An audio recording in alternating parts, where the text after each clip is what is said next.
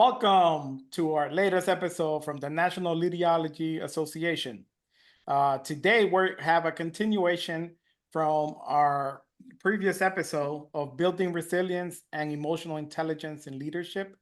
This is part 2. I am your host, Dr. Amin Sanaia, leaderologist, thought leader, and author. Joined as usual by my tag team partner, Tanner. How's it going? This is Tanner Thorp, human being, thought leader, change agent, and lover of all things that involve leadership and emotional intelligence, for sure. That's what I'm talking about. And also our special guest, Mr. Juan Santana. Hi, how are you guys? Perfect. Glad to be here again with you guys.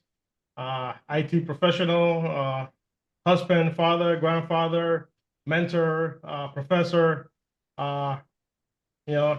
many hats. And I'm glad to put on this other hat with you guys here. That is awesome. All right. Yes. So before we get started, I want us to I'm gonna put a scenario out there just so that we can get our neurons, our neuroplasticity going a little bit before we jump into this topic of emotional intelligence. So imagine you're a leader in a meeting where you had to announce some big changes in your company. Changes, you can choose whatever type of changes, but big changes. So as you look around the room, you see people and you look at their expressions. And some of them, you see them with sort of mixed bags of nervousness, anticipation, maybe a little stress, loss of confidence. As we think about that for a few seconds, have either of you ever experienced a situation like that? And what did it feel like? Were you the leader, or were you one of the team members that was there listening to the bad news being presented? So I've been on both sides of that, and multiple times, So I think the challenge in those situations is, how well do you know your team? Yeah. Obviously, if you're the leader that's delivering that message, if you've had time to really develop your team and build your team and grow your team, then there's a level of implicit trust that's there. Mm-hmm. They know that, no matter what, you're going to weather the bad storms just like you're going to weather the good storms. If it's a new team, I look at it as an opportunity for, this is how we build trust. All right, we're going through this critical moment. We're going through this difficult time. This is how we're gonna get into the nitty gritty and get to know each other.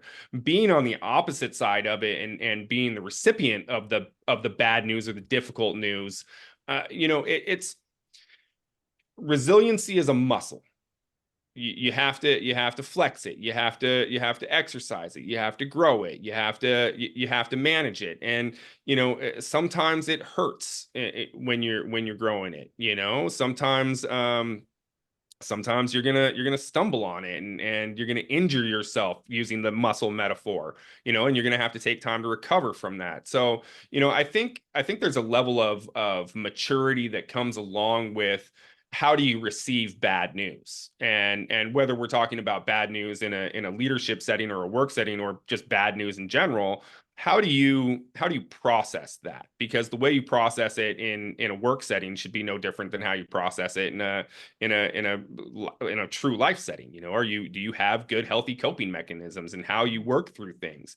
And then in a work setting, in a team environment, how can you bring your experience and how can you glean from the experience of those around you to foster that resiliency, to foster that emotional intelligence, to foster that, how do we work through this? How do we grow through it? These are things in my past and my experience and how, I've dealt with challenging situations. What have you done? And how do we work with it? These are all very ambiguous because we're not talking about a specific example. We're just talking about bad news in general, but that's my initial thoughts. I definitely been in the delivering side.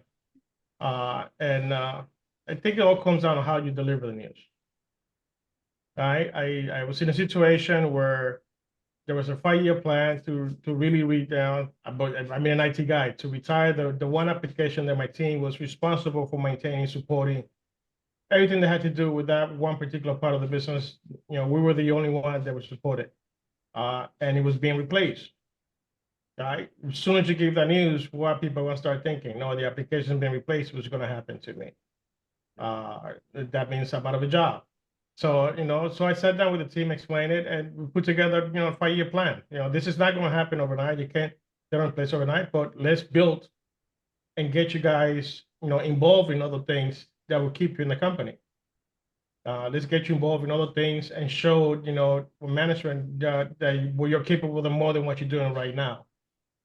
So that's what we focus on, right? All right, with the application did get replaced, and the team got involved in other things. And I've been gone out of the company now for quite some time, and all those team members that were there are still there. So they were able to maintain their job. They got involved in other things, but I think it all comes to how you deliver the news, right? How you break it in, nice and easy, soft. I mean, because everybody, being in both sides of the side, the first thing you're thinking, I'm out of a job. What am I going to do? And if you have a family, that panic multiplies 100 times, because now you're thinking about your family, how you're going to support the family and all that. So, your brain is all over the place. So I think it's easier just to break it, at the beginning, just break it down nice and easy and calm the waters down, and let's take the ride. We're all together in this ride, and let's make the best out of this. Yeah, those are great words there, Juan. So I applaud you for that. Yeah, so I've been on both sides, but more on the delivering side, having so many years of experience in healthcare executive. It's just turmoil is I guess, part of the nature in that industry. But I think it's to both of your points. The way that it is given, the way we share it, if we share it with compassion, empathy, like Juan said, then those people are able to receive it in a better way than if you just spring it on them and tell them, hey, everything's the building's on fire and every man for himself, pretty much figure it out. And I've seen leaders do that, and that is just not good. And there's not a long-term solution for that, because people just lose all kinds of respect, and then you just have mass exodus, and it ends up in a really bad situation. So I wanted to start with that on purpose, so that we can then jump into the emotional intelligence piece. When we look at emotional intelligence is crucial for effective leadership. And the way that we can use the emotional intelligence piece to enhance our relationships with people, our conflict resolution that we talked about or just about a few minutes ago. How do we motivate people? Because you can use emotional intelligence to motivate people or demotivate them as well if you're not doing it the right way. Your decision making. We're going to look at that with your decision making, and also with your adaptability. I want us to start with emotional intelligence and building strong relationships. So whoever wants to go first. I'm going to start this off because I like to throw you guys a curveball. All right, that's my specialty. Are you a pitcher by any chance? I mean, all right, because emotional intelligence, right? It will start consider, and given that we're in different industries, so it's going to be different because of the industry that you are and the industry that I am, and I feel that, especially in this new world now, their working model where we're hybrid, I think we're beginning to lose some of the emotional intelligence because we're disconnecting for the human factor.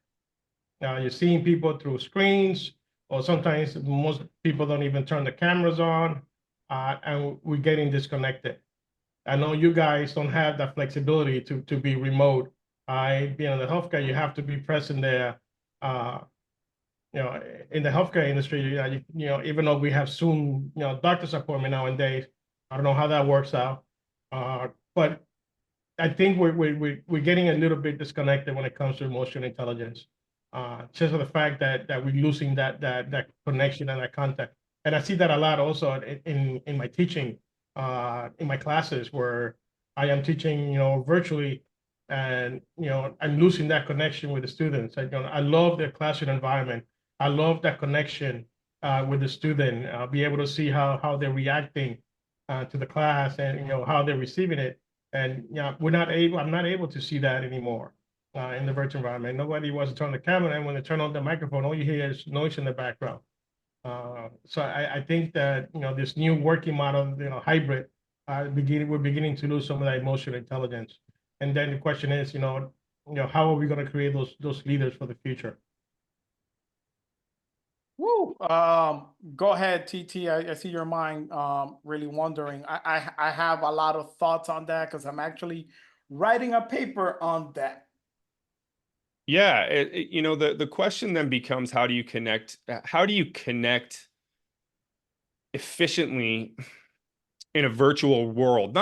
Maybe not efficiently. How do you connect intentionally Yes. in a virtual world? Yes. And I think the first piece is how do you engage the people that are truly invested in what you're doing? You use the example of teaching, right? Like, are the people that you're teaching, are they there because they want to be there, that they're truly engaged in the curriculum and they want to learn that curriculum, or are they there because it's just a piece of something that they need to get their degree or to move forward in their career? The ones that it's just a piece of something else, you're going to have a harder time engaging with. And I don't know if there's a clear answer to that. I know in a remote work setting, it has to be, what does each individual bring to the team, and what do they bring to the table, and how do you understand their contributions, their story, and connect with them. You bring up a very interesting situation, because you're absolutely right. In my work, I'm very hands-on. I'm engaged with the individual in a very personalized way. Yeah, there's a lot to unpack there. Yeah. I mean, what you Say got? a curveball. I got plenty. So, couple of things. Because I've done some consulting, and also because I actually taught a few classes online. Most recently, I taught a class online last year to a group of lawyers. So that was really cool. It was through university in Columbia. So I can tell you about that specific experience. So one of the things that we lose, yes, you guys are right. The one things that we lose once we go remote is that face-to-face interaction, right? So as human beings, I mean, we're born to build relationships. That's who we are. At the core of who we are, what we do, it's about relationships. It is hard to do that when you're not in face-to-face, but it's not impossible.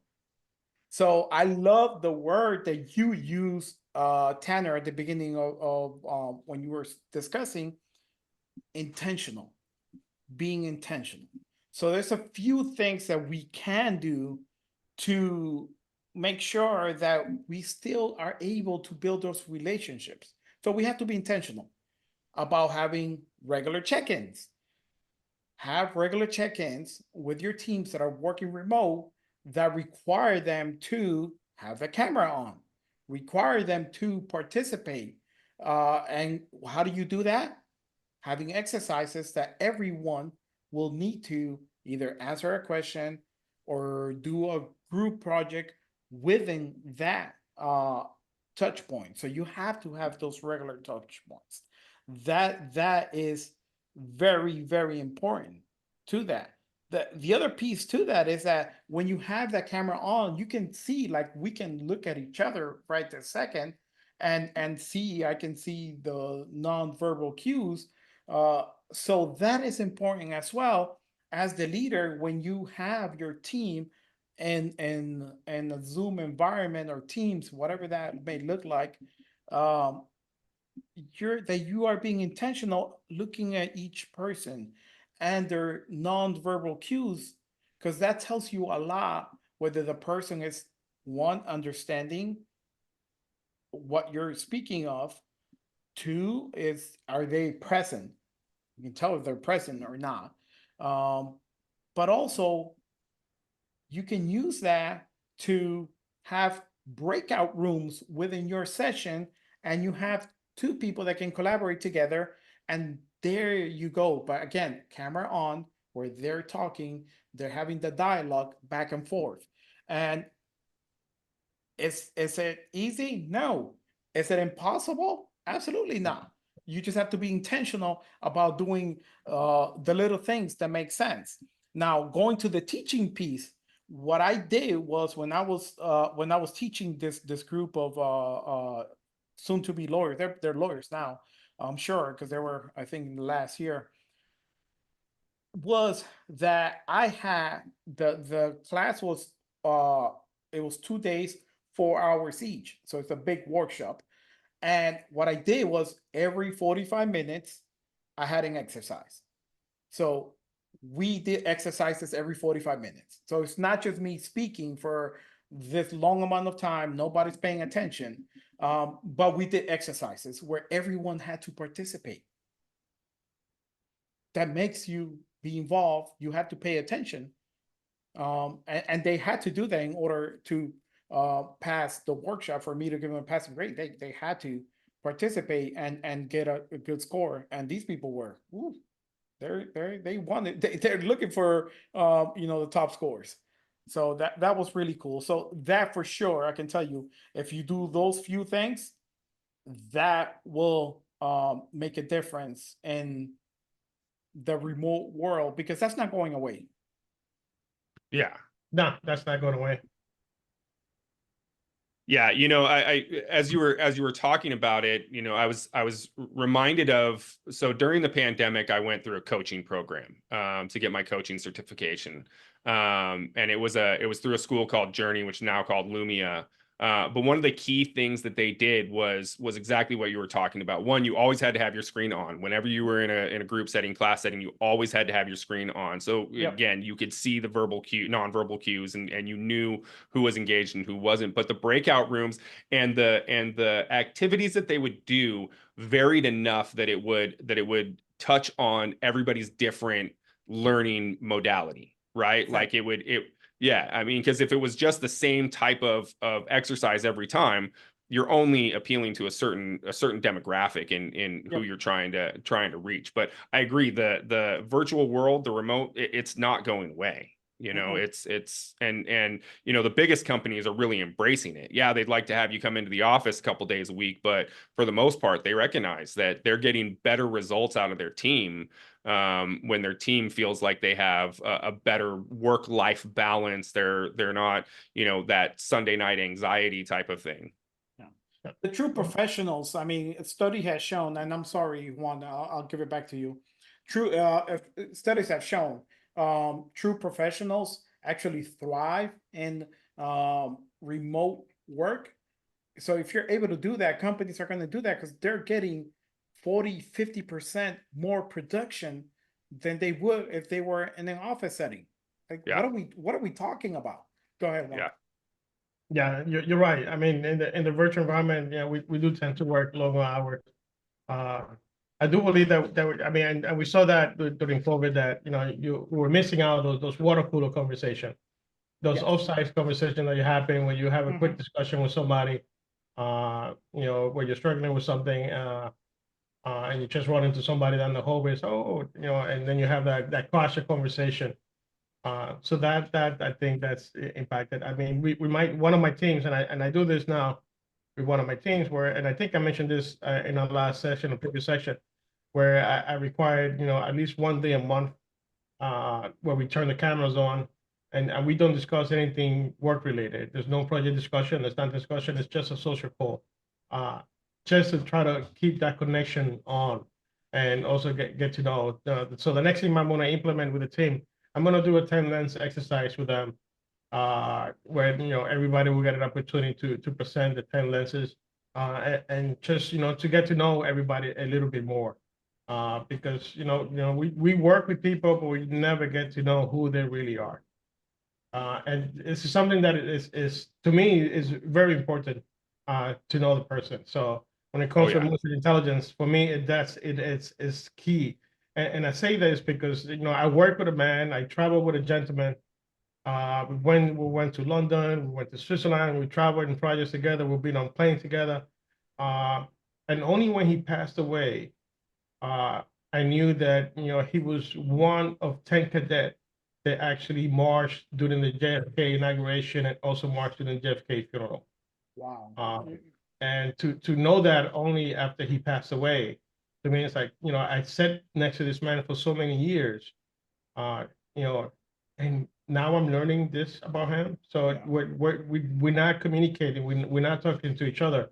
We're so focused on the targets that we have to deliver and the work that we have to do that we forget the human factor. There's someone human next to you also.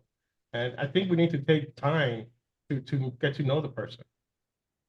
Yeah. I couldn't agree with you Powerful. more wholeheartedly. Tanner knows me very well because we've worked together so many years. For me, that's important, man. Like we have to share, we have to love on each other, we have to, you know, celebrate, cry together, whatever that is. That's how you build dynamic teams, man. When we know each other and we can pick each other up if we need to, or celebrate each other, whatever that is, man. That's life right there. I used to have a manager that told me that the only reason I was successful was because my team liked me. And I'm like, well, what's wrong with that? Yeah. And to this day, I still don't know what's wrong with that. There isn't that. Oh, I'm glad you touch upon that. Oh my God. Oh, let's go down this rabbit hole. Go ahead. Yeah, that's like one of the best compliments that you can get. You know, I mean, the impact that you have on others' lives is the greatest currency that you can have. Jim Carrey famously said that in an inauguration speech or a graduation speech, and it holds true to me. The impact that we have on the lives of others is the greatest currency that we have. There's nothing more valuable than that. Right? So having a team that likes you, that's like the greatest compliment.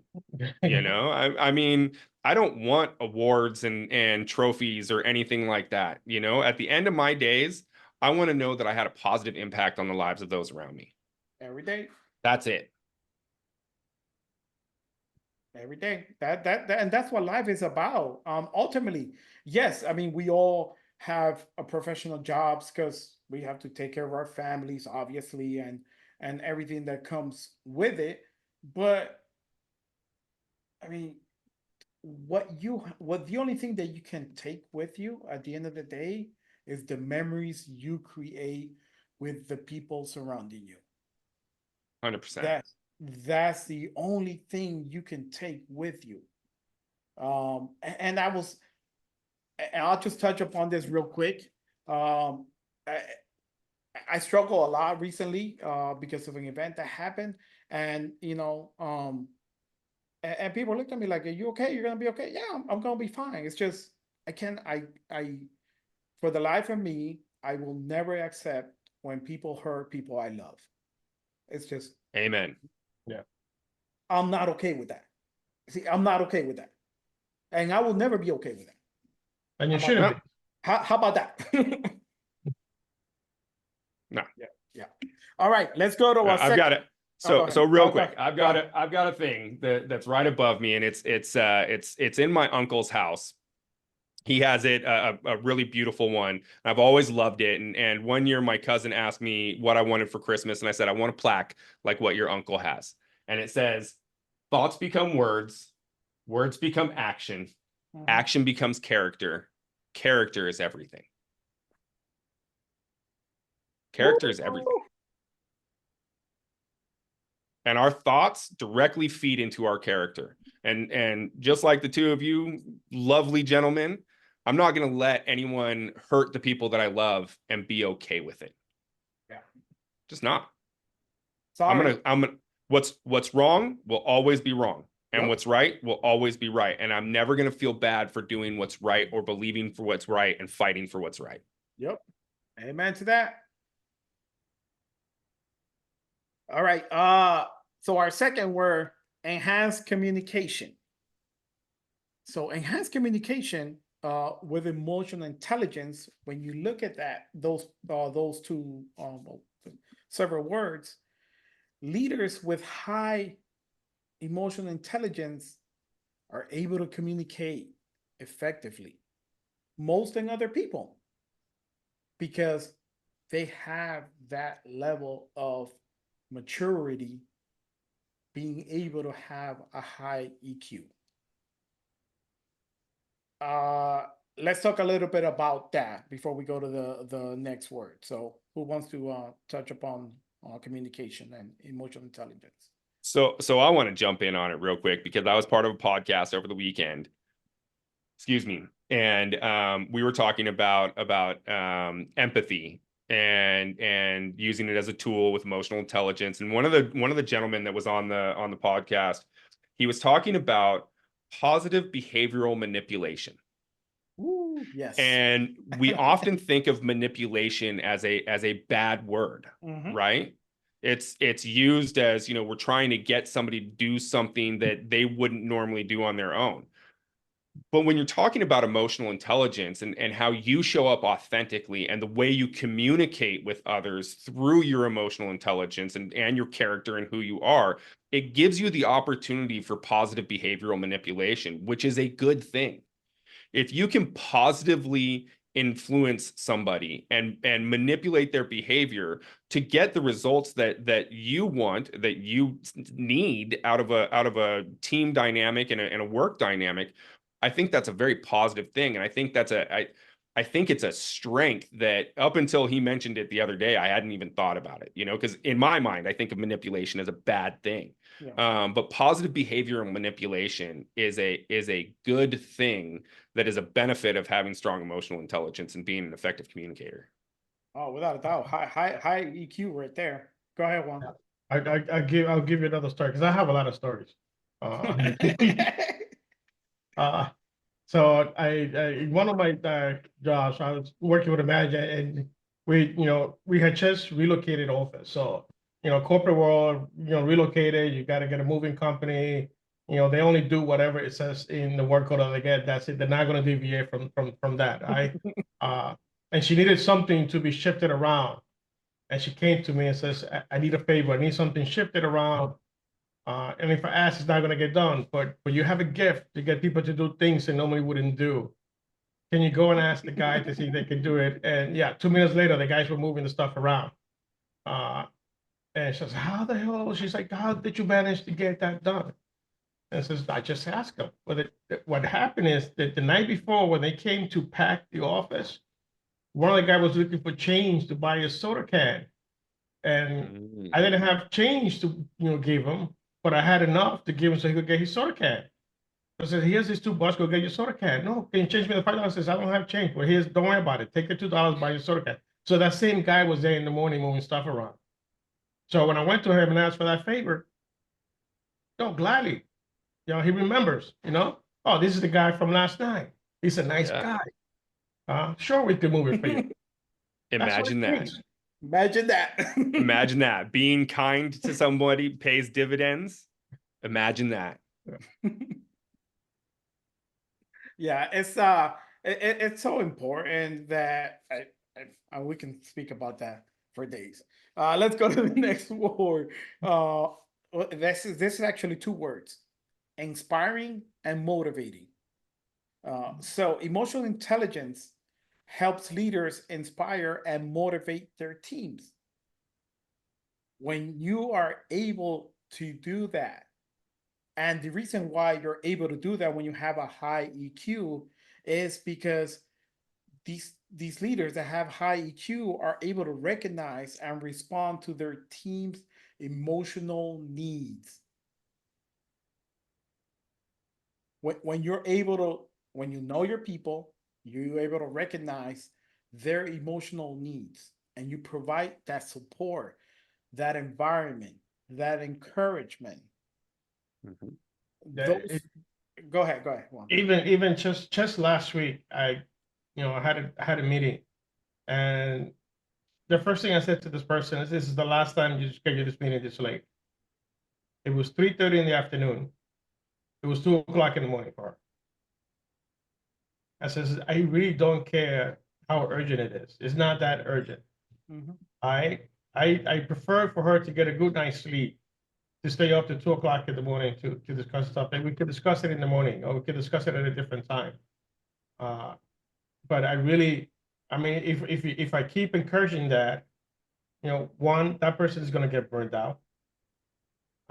She's going to be too tired to work with the team in the morning, and I need her to be able to guide the team in the morning, her morning. Mhm. So if she's not resting and she's not getting proper support, then she's not going to want to work. Uh, I'm lucky that I have a team that's been there now working with me for a couple of years, and I think they're refusing to go work anywhere else. They want to stay that in the same group, and which is rare because most of the people, when you're dealing with offshore teams, they like to experiment in different things and grow within the company and go move on and do other things. Uh, but the team has been there stable. But I give them the support that they need. Uh, you know, if I hear somebody sneeze, if I'm coughing a lot, hey, if you're sick, why in school, take the day off, rest up, take time to heal. Uh, People go on vacation. "Oh, I'm gonna be on vacation, but I'll connect and I'll follow up." No, you're on vacation. Take your time. Yeah, You spend time with that's the a big family. one right there. Yeah. Yeah. When we Yeah. connect, when we do our social, conference call, I see their kids, they come and say hi. Yeah, put them on the camera. Let me say hi to your son or daughter, get, it's I that get, simple. yeah. Yeah, I mean, go ahead, Tanner. Juan, you hit on some really great things there. The first thing that jumped out to me is the young lady that you told, we're not going to have these calls these late. We're not going to work this late, because what that does is later on down the road, some point in time, it gives the potential of when she's in the same position as you are now, that she can recognize that too. Right, engaging with family is one of the best things that you can do. So I love that you're asking to see the kids. I think about a leader that I had recently. She's a mom, works long hours, would be at work early in the morning, would be at work late at night, and said, I'm just struggling to see my kids. I feel like I'm never seeing them. Okay, so you have to be here. So which time is more important? Is it more important for you to have time in the morning? Or is it more important for you to have time with them in the evening? Do you want to wake them up, get them ready for school, cook them breakfast? Or do you want to tuck them into bed, read them bedtime stories, cook them dinner? It was more important for her to have them in the morning. That's how she wanted to start off her day. The results that I saw in that team member were dynamite. I mean, overnight, you saw a change in the way that she presented, the way that she came, and the way that she led others, because somebody was investing in her personal well-being outside of her professional well-being. And it changes everything. Like when you can inspire and motivate, when you take the time to know your people. Yep. And you get to know what makes them tick, who they are, what do they like, what are their hobbies, what are their pastimes, what is their history, what do they want to do in their future. All of a sudden, then they become so much more than just a cog in a machine. Mm-hmm. And you're so much more than just a taskmaster. Yeah, even before this hybrid model that is being implemented now, and I'm talking about 15 years ago, I had a young lady that was commuting 4 hours each way to or from work. Oof. Wow. Oof. And when I learned that, it's like, how do you do this? I says, no, I mean, you could work from home. So let's work it out where you just come into the office 2 days a week, pick the days you want to come in, and the rest, you work from home. Yeah. Because there's no need for her to be commuting so many hours. I mean, I personally would not be able to do it. Would not be able to do it. I wouldn't do it. Yeah. I mean, that's a flight. Yeah. That's 8 hours of your day. I mean, that's a third of your day just in commute. Yeah. How are you ever going to be functional and do what's needed of you? Because you're always on the go or working, so Yeah. there's nothing else. Yeah, Forget the about life resides, get on the train, commute 4 hours, get to the office. By the time you get home and shower and take a nap, you're It's getting time to up, turn around and go starting again. back. Yeah. Forget about it. Yeah, that does. Yeah, but this is what the difference, when it comes to resilience, right? She had her son, single mom, so she did what she had to do, Mhm. right? Yeah. She did what she had to do to support her son. And the reason why she was leaving so far, because she had family that they could help, support with her son. So, but once I learned that, it's no need for you to come into the office every day. Yeah. And I bet the return you got on that was jeez. worth so much more than any financial return you could have gotten on it. Yeah. The trust and the growth and the belief and the camaraderie and the friendship. I mean, that's the good stuff. Yeah, That's the merit. still on to this day, she asks about me whenever we have mutual friends, and I believe it. Of course. I believe because you cared about her. yeah. Yep. Let's switch gears a little bit. So we talked. We looked at the role of emotional intelligence in effective leadership through some of these words that I brought up. Now let's talk about how can leaders develop emotional intelligence, just so that our audience can take note and take some tips on really developing emotional intelligence. So similarly, that we use words, I'm going to bring up some words, and then we'll have some healthy discussions. So the first one that I put on the notes was self-awareness. So self-awareness is a big deal. Being, Huge. really getting to know yourself, before anything else, you really need to know yourself. What makes you tick? What makes you go? It is so important. You gotta see, and the way that you can do this for those young leaders that haven't figured this out is journaling. So you want to journal throughout your day. You want to journal at things that make your emotions really high or really low. What are those things? Journal that. What behaviors, make you react certain ways. Mhm. As you journal all of that, you get to know the things that make you go, the things that are not so good for you, because you're writing it down and you're starting to look at patterns. Self-awareness is the most important thing that a leader can have, so you can lead your people the right way. Oh, I agree. I'll turn it over to you guys. Couldn't agree more. I think it's also important to find a couple of good assessments that you can do. I think Strength Finders is a really great one. Yes, And what I love about Strength Finders is that it focuses on your strengths, as it's named, Strength Finders.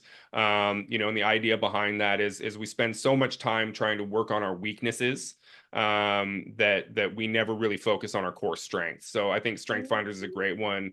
I think there's another one, a DISC assessment is a good one. Yep. There's Jordan Peterson has a personal assessment that you can do through his website that's been developed through different colleges. So I think, I wouldn't go out and I wouldn't do 10 assessments. No. Right. I'd find two assessments, one or two assessments that really speak to kind of how you want to get to know yourself. And I try and find one that's maybe professional and find one that's personal. And then really sit with those and do some research on what they tell you and how you can grow from them. For me, one of the most important things in my personal life is my walk of faith and meditation and my daily conversations with God. But a lot of that came from some critical life moments that happened to me. And one of the overarching themes of my life is that if I can't sit alone in a room and be happy with nothing, no TVs, no books, no distractions. If I can't sit alone in a room with nothing and be happy, then I need to dig deeper. And the way I dig deeper is I journal, I meditate, I read a lot, but I think that's one of those key pieces to self-awareness, because no matter what people may believe, how you present in your work life is directly driven by how you feel about yourself in your personal life. And they go hand in hand, whether you hide certain facets of it or whether you're open with all of it. I mean, they go hand in hand. You are who you are. How you do Yeah. one thing, you do everything. Yep. Yeah, some people say that you got to keep your personal and your work life separate, but that's not possible. That's not I don't real. think it's healthy, in all honesty. It comes alone. I mean, if I had a rough day at work, my wife would know, because once I get home, I'll open up a bottle of wine, Yeah. decompress. I did this assessment. Surprising, said I was a people person. Wow. Well, I would have never guessed that one, Juan. Yes. Yeah. Yeah. Never would have guessed. Never would have guessed. Yeah, but I think it's important, to really take note of, be self-aware. The most important thing, I think, especially for young leaders, is to really know what your weaknesses are, right? Because that's where you will need this more support from your team members. All right. If you know you're weak in an area, then you want to find a team member that can help you grow in that area. Amen. No one is perfect. No one has everything under control. Nope. You have to know, and you have to leverage other people too, to make Yeah. you great. We're all good leaders, but to be great leaders, you need a good team under you that can give you that support. Yeah, both of you spoke my love language. First Tanner with strength finders.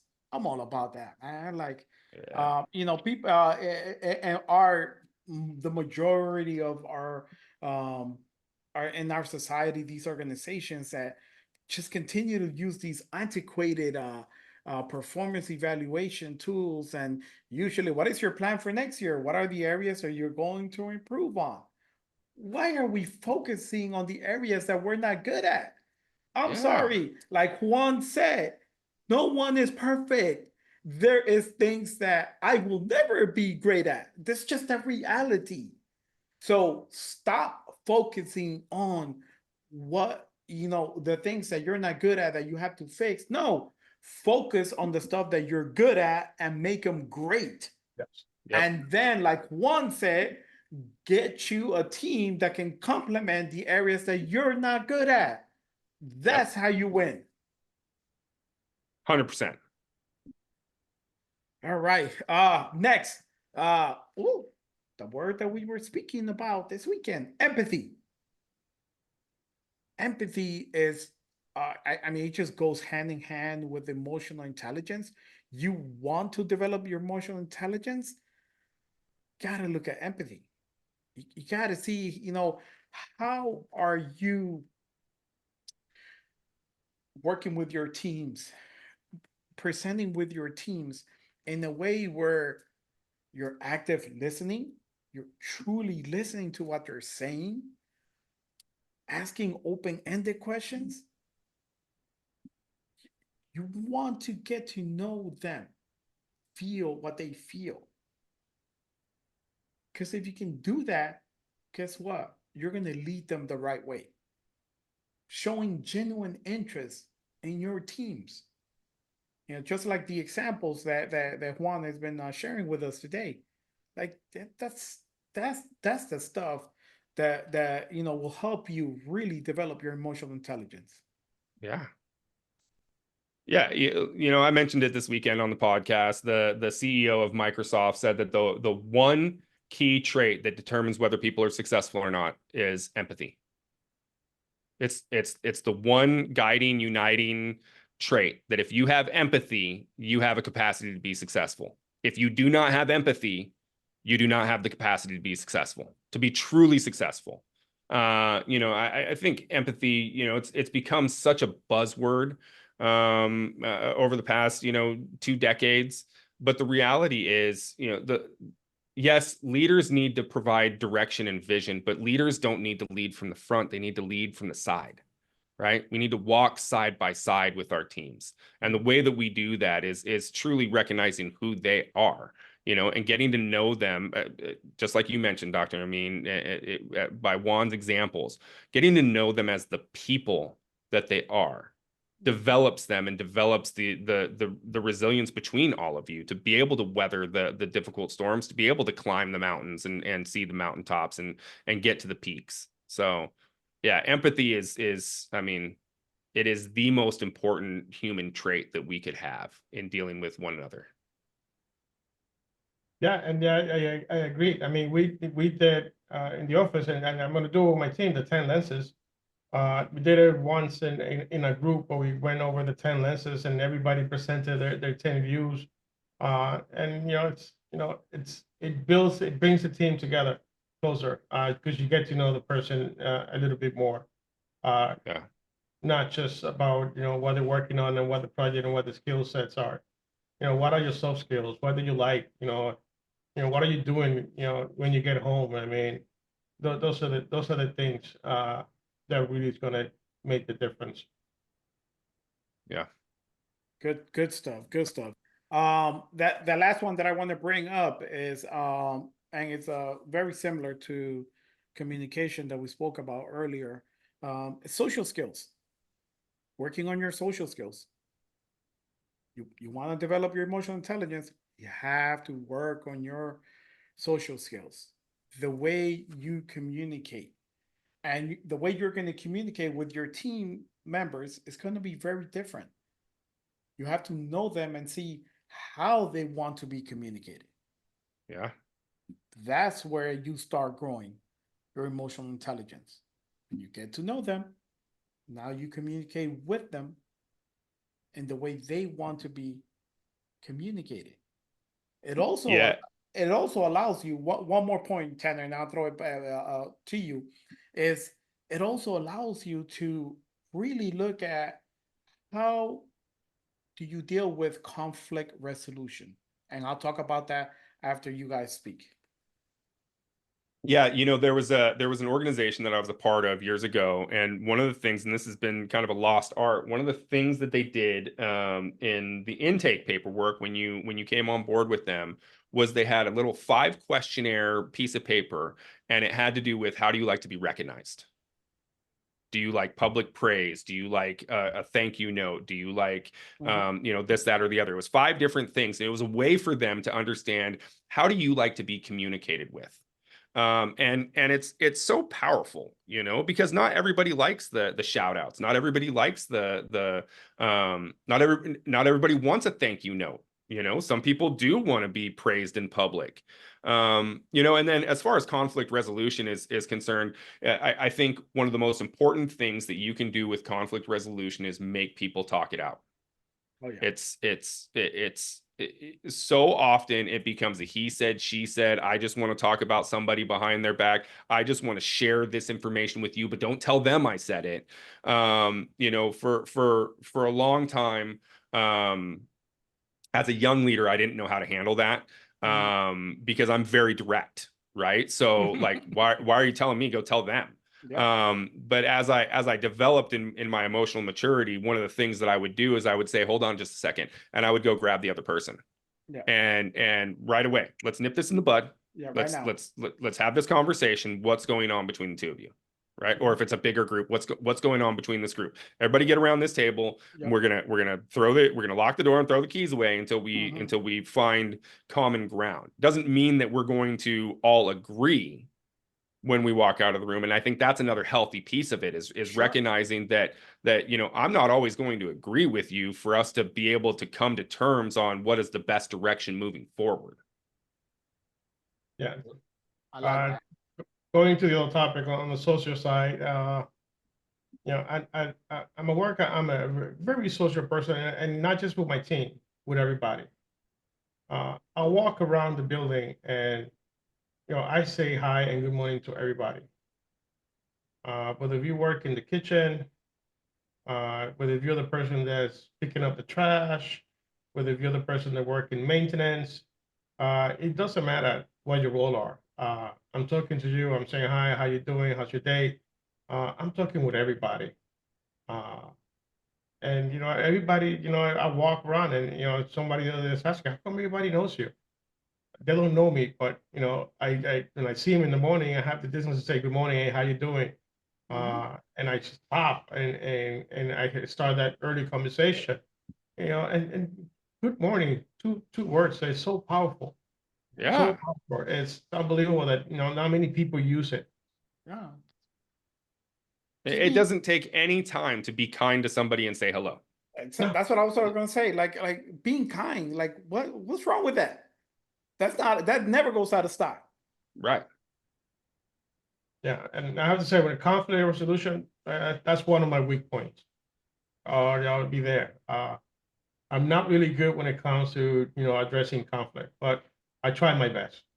You know, I have worked with some difficult people, and you know sometimes you know it gets in your hair, and it's even though I don't have any anymore. Maybe that's why. uh, but yeah, it's sometimes it's hard. I find it very difficult to work with in those challenge environment because maybe it's because of the way that I am that I'm so social, I'm so outgoing, and I'm such a people person. Then when I run into somebody that's the opposite, you know, I find it very stressful. Yeah. Yeah. But working with you guys, I know I'm going to get better at this now. Oh, absolutely. We're gonna put you to You're the test. making me better already, Juan. So This is gonna be. I mean, let's wrap it up. We're just about 53 minutes right now. If there's any last words you guys want to say, this has been very enlightening for me and very powerful to be able to have these dialogues and really enjoying what you guys are bringing to the podcast and the topics that we've been speaking on. And today, emotional intelligence. I hope that we impart some good knowledge here on some of our younger audiences, young leaders. yeah, I'm in closing, I just want to, you know, reiterate what I said, that emotional intelligence is a muscle.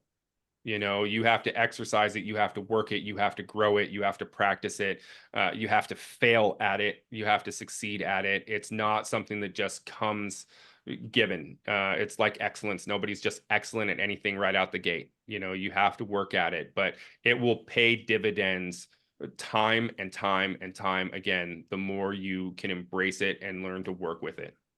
Absolutely. Yeah, I would say on top of that, don't be afraid to open up. Yeah. Open up, discuss opening with your team. Another key thing that I do is, you know, support your team members, especially when you're in a public environment and you with other people that are not part of your team. Even if someone from my team says something that's incorrect, I will support him, and then I will discuss it offline with him.